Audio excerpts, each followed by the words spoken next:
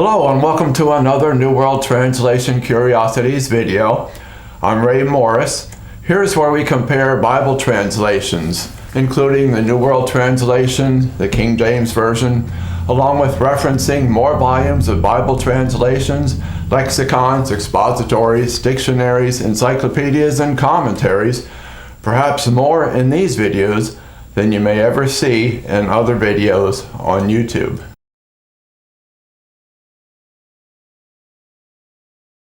In this video, we will be discussing worship and how many authorities define worship. So why not start with the dictionary and what it has to say? Honorable character or standing, dignity or credit, archaic, as men of worship. Reverent honor and homage paid to God or a sacred personage or to any object regarded as sacred. A title of honor used in addressing or mentioning certain magistrates and others of rank or station. Honorable or worthy of or regarded with honor, now used chiefly as a respectful epithet applied in Great Britain to certain magistrates and corporate bodies. Not only that, but Scriber's Dictionary of the Bible rounds out the definition a little more. Worship was formerly used of reverence or honor done to men, as well as to God. The word is a contraction of worthship, from the Anglo-Saxon word worth and the English ship.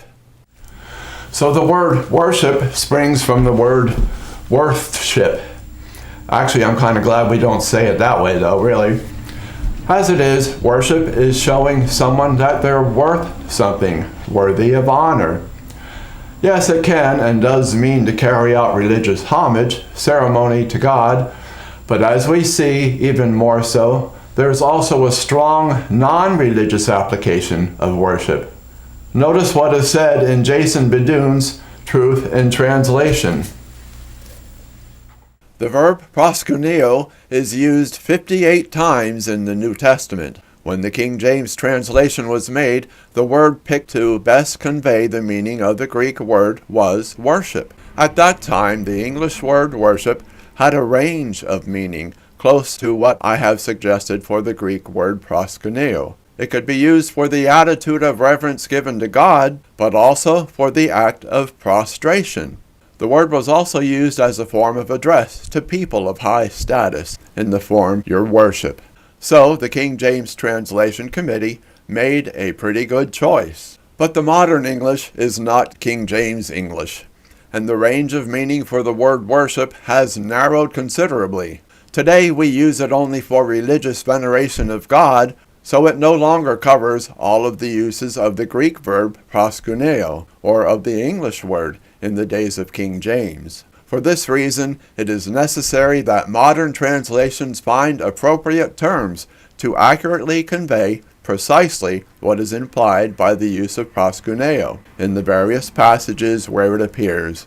If they fail to do this and cling to the Old English word worship without acknowledging its shift of meaning since the days of King James, they mislead their readers into thinking that every greeting, kiss, or prostration in the Bible is an act of worship directed to a god. Now when we do our research, we find the most common New Testament Greek word for worship is proscaneo. We can find some definitions starting with the critical lexicon and concordance to the English and Greek New Testament, which says, worship, proscaneo, to crouch, crawl, or fawn like a dog at his master's feet. Hence, to prostrate oneself after the Eastern custom, to do reverence or homage to anyone by kneeling or prostrating oneself before him. In Little and Scott's Greek English lexicon, to make obeisance to the gods, fall down and worship, to worship, adore. Number 2, of the Oriental fashion of making the salam or prostrating oneself before kings and superiors. In Bauer, Arndt, and Gingrich, it's used to designate the custom of prostrating oneself before a person and kissing his feet, the hem of his garment, the ground, etc. The Persians did this in the presence of their deified king, and the Greeks, before a divinity, or something holy. Also in the analytical Greek lexicon, to do reverence or homage by kissing the hand. In the New Testament, to do reverence or homage by prostration. To pay divine homage, worship, adore. To bow oneself in adoration. The Greek and English lexicon of the New Testament by Edward Robinson says of proscaneo, to kiss the hand toward anyone, one's own hand in token of respect and homage. To do reverence, to do homage towards a person as superior or from whom one implores aid. From the Hebrews, always with the idea of bowing down, kneeling, prostration, with words expressing prostration added. In the Theological Dictionary of the New Testament, we read, almost 3/4 of the instances of proskuneos in the Greek Septuagint relate to veneration and worship of the true God and Lord, or to that of false gods. The angels, God's messengers, are also greeted in this way by the righteous. What is appropriate to God is also appropriate to his elect. Thus the Egyptians are to fall at Moses' feet to ask for pardon. Both word and thing also play quite a role in dealings between men. Proscanesis is practiced especially before the king or a superior. Saul bows down before the shade of the prophet Samuel. The sons of the prophets and the Shunammite woman do the same before the prophet Elisha. Even where proscaneos seems to be no more than a gesture of gratitude or affectionate regard, there is always expressed in the act of recognition that the one thus honored is God's instrument. Thus the way in which Abraham and Lot received God's messengers is not just politeness to important strangers. In the ancient world, the stranger was under divine protection or stood in mysterious relation to deity. The proscanesis of Abraham to the Hittites seems to be a mere matter of etiquette, though the full observance of formalities serve to emphasize here the legality of Abraham's purchase. Protest against the form is first voiced in Esther, where Mordecai's refusal to do proscanesis before Haman is the true focus of the dramatic action. There is never any reason to doubt that the word denotes full proscanesis, example, bowing down low on the knee. And notice again how it says here, what is appropriate to God is also appropriate to his elect. So again, worship and proscaneo can be applied to people as well as to God. Now, any of the Old Testament accounts are recorded in the Greek scriptures that were read in the time of Jesus.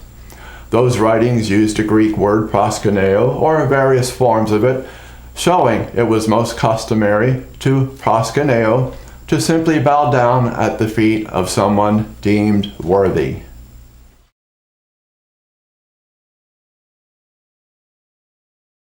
Now let's open up the Old King James Bible and look up Matthew 2, starting at verse 7. This is the account with the wise men, or the astrologers, meeting with King Herod.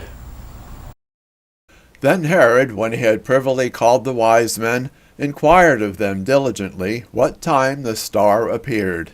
And he sent them to Bethlehem, and said, Go and search diligently for the young child, and when ye have found him, bring me word again, that I may come and worship him also. When they had heard the king, they departed. And lo, the star, which they saw in the east, went before them, till it came and stood over where the young child was. When they saw the star, they rejoiced with exceeding great joy. And when they were come into the house, they saw the young child with Mary his mother, and fell down and worshipped him. And when they had opened their treasures, they presented unto him gifts, gold, frankincense, and myrrh. Okay, now let's read that same account as found in the New World Translation. Verse 7, Then Herod secretly summoned the astrologers, and carefully ascertained from them the time of the star's appearing. When sending them to Bethlehem, he said, Go make careful search for the young child, and when you have found him, report back to me, so that I too may go and do obeisance to him. And when we drop down to verse 11, and when they went into the house, they saw the young child with Mary his mother, and falling down, they did obeisance to him. So, remember how the King James Version uses the word worship, while the New World Translation has do obeisance. Why is that? Well, let's look up some information from the Biblical Words and Their Meanings book, An Introduction to Lexical Semantics by Moises Silva, and see what he has to say. As delegates of an Eastern monarch, the Magi came seeking the newborn human king of the Jewish nation in order to pay political homage. Recognizing him as royalty, they genuflected before the Christ child as they presented their gifts. Once again, proskuneo doesn't always involve devotional worship. In this example, it's easy to understand neither the wise men nor Herod would render religious worship to the one they saw as just a future king. In 1611, 412 years ago, the definition of worship included non-religious bowing down or obeisance. 4 centuries have passed, and nowadays worship has become much more narrow in its meaning for some. Thus, to ensure accurate understanding of proskuneo, the New World Translation replaces the now rare application of worship to do obeisance.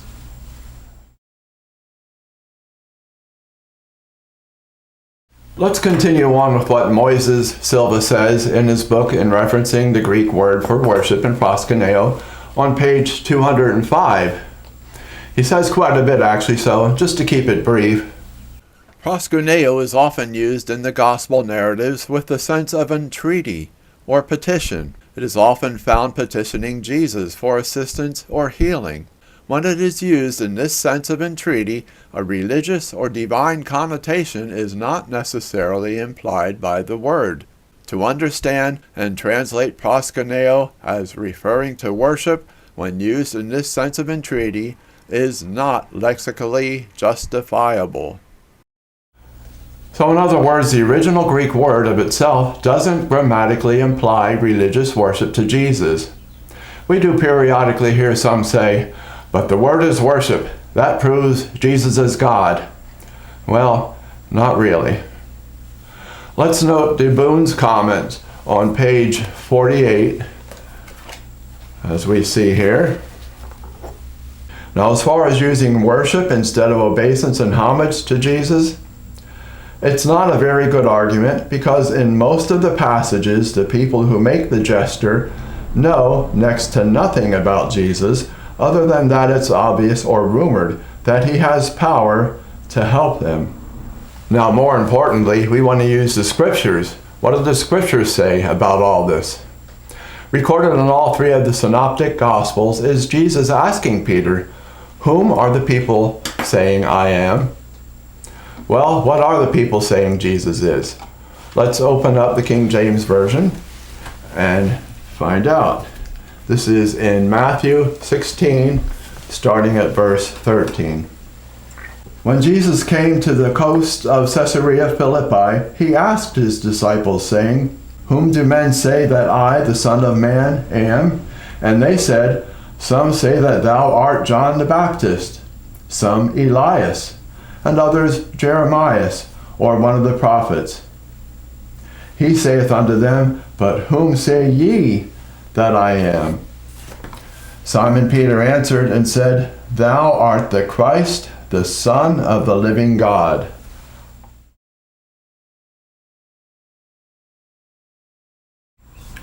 What a sharp contrast this is when we compare what the crowds thought of Jesus with what the scribes and Pharisees thought of Jesus.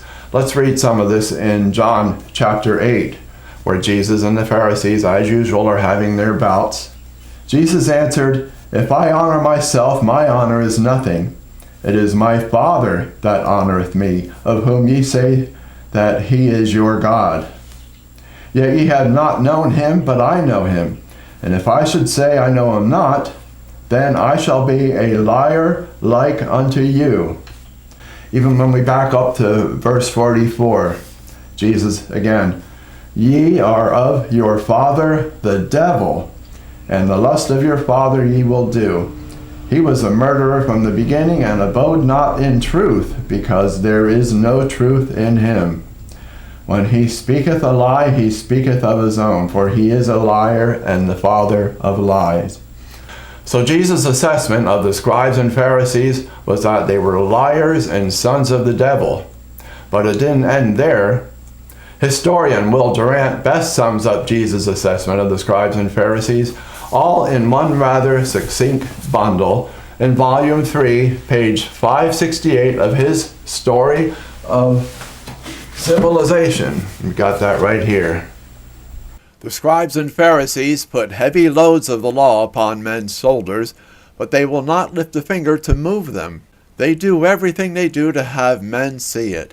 They wear wide scripture texts as charms and large tassels, and they like the best places at dinners and the front seats in synagogues. But alas for you, hypocritical scribes and Pharisees, you blind guides, blind fools! You let the weightier matters of the law go, justice, mercy, and integrity. You clean the outside of the cup and the dish, but inside they are full of greed and self-indulgence. You hypocritical scribes and Pharisees are like whitewashed tombs. Outwardly you appear to men to be upright, but within you are full of hypocrisy and wickedness. You are descended from the murderers of the prophets. Go on and fill up the measures of your forefathers' guilt. You serpents, you brood of snakes, how can you escape being sentenced to the pit? The publicans and the harlots go into the kingdom of God before you. Yes, those serpents. The scribes and Pharisees would come up with anything they could to accuse Jesus of wrongdoing.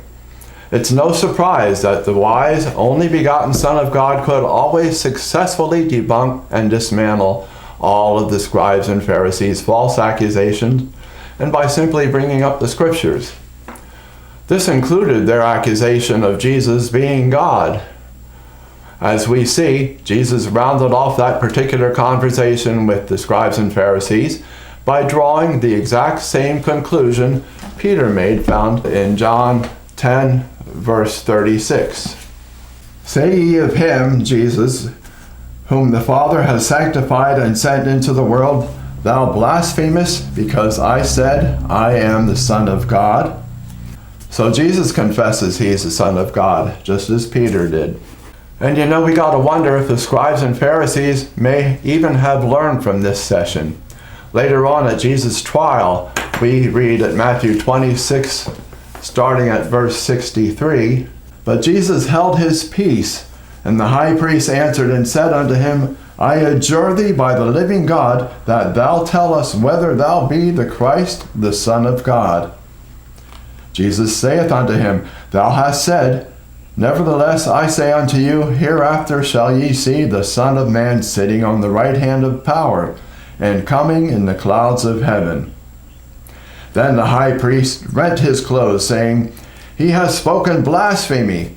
What further need have we of witnesses? Behold, now you have heard his blasphemy. So again, for a third time now, the conclusion is Jesus is the Son of God, and that was all it took for them to conclude blasphemy. And it seems from here on afterwards, the scribes and Pharisees never brought up again that accusation of Jesus being God. It's interesting, a number of people we meet today that put their faith and trust in the desperate words of those offspring of vipers, the lying sons of the devil, by actually resorting to the scribes and Pharisees' failed accusations of Jesus being God in all attempts to endorse their own theological reasons. But back to the supporting scriptures, here at Matthew 16:14, some say that thou art John the Baptist, some Elias or Elijah, and others Jeremiah or one of the prophets. This scriptural assessment made by Peter is one that we can truly put our faith and trust in, as well as other endorsing scriptures of those later seeing Jesus as a king. So now here are common people seeing Jesus performing miracles as prophets of old did. The crowds were merely doing what was customary, and bowing down, doing obeisance, paying homage in the very same traditional way towards the one of whom they request typically some mighty big favors.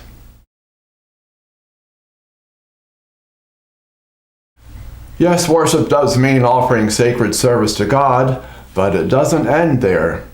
Worship also includes the customary act of humbly bowing down to regular people for various reasons, typically to show them worship, that they're worthy of honor. When the 400-plus-year-old King James Version was first written, worship did cover both of those definitions. Today, now we need two different words to cover two different meanings or applications of worship. Thus, sometimes we read in the New World Translation the word obeisance in certain places where the word worship appears in the King James Version. We do happen to come across people that view the New World Translation doing this as unacceptable. But how can it be unacceptable when, according to the many scholarly Orthodox references that the educated scholars themselves use and endorse in their church, college, and seminary libraries, all show that it is acceptable? And it's no surprise that the New World Translation isn't the only translation that uses other words in the place of worship. The New American Bible and others do likewise throughout the Gospels. So this is why the New World Translation is sometimes different from the King James Bible when it comes to the word worship. Please also leave comments below, comments that are in line with Philippians 4:8. Click the thumbs up button, subscribe to this channel, and click the bell for announcements of future videos. Finally, any further questions on the New World Translation or Jehovah's Witnesses, invite them in and have a respectable conversation with them, or find out all you want right away by going to jw.org. Thank you again for watching, and we'll catch you next time. Bye-bye.